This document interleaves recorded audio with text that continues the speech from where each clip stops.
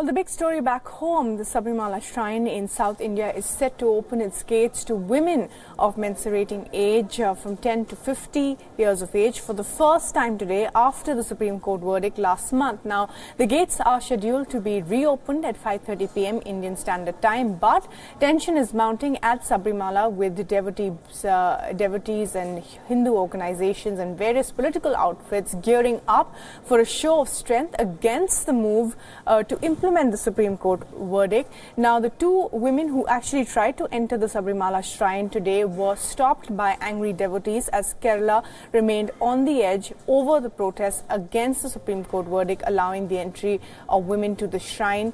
Now, security has been stepped up on the roads leading to the shrine, even as devotees of Lord Ayyappa continued to vigilantly check vehicles for women between the age group of 10 and 50 at Nilackal, the main gateway of Sabrimala shrine. An angry mob protesting against the entry of women into Kerala Sabrimala temple went on a rampage earlier today and attacked women and journalists as well covering the protests. If any lady people who are not allowed for the age group after 10 below 50 in this age group, any lady pilgrims will come to, female gender will come to Darshan Ayyappa, we will also participate to protest to stop that people. And of course, the Travancore Devasam board, the body that administers the shrine, also held a meeting on the matter with all the stakeholders. The board decided to take a call on the review petition on the 19th of October. Meanwhile, the Kerala Chief Minister Pinarayi Vijayan has said that the government will not allow anyone to take law and order in their hands, and adding that the government will not submit a review petition as well. And Siddharth, my colleague, is now joining us for the very latest from the entry point of that shrine. And Siddharth, thanks very much for talking to us. Now, lots of updates since this morning, massive protests, we believe, and of course, women as well as journalists have been attacked, we believe, because they tried to enter the shrine. Tell us more.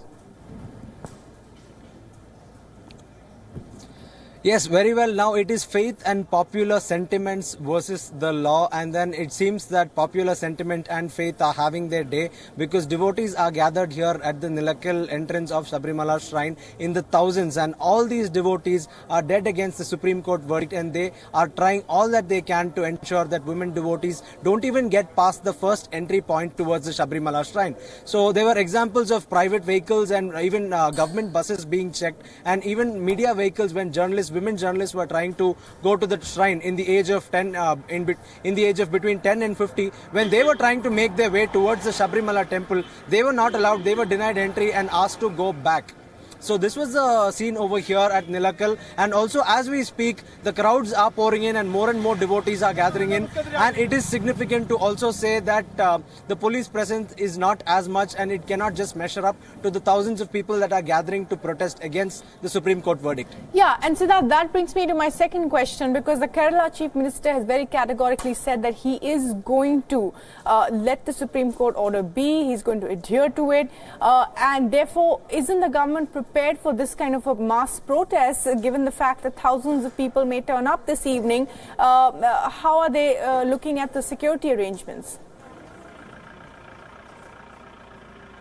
Yes, absolutely. Very well. Like you rightly said, their official statements, be it the Chief Minister or be it the police IG, all of them have been giving out statements indicating that they are very well prepared about this. But also the situation on the ground seems to be quite different. Whereas while they might speak about preparation and having things in check, the reality on the ground is different, because the crowd that is gathered here is so massive, and all of them will be too much for the police to take care of. And also the government understands very well that public sentiment and the faith is against the government, because the government is trying to actually violate what is 800 years old practice. So given that, naturally the government also understands that if they use excessive force, it's only going to politically backfire in due course. So the government understands that while they might be telling that they're going to let this situation stay in control, they cannot use excessive force on the ground, because ultimately these are the people that are also going to vote for the same government.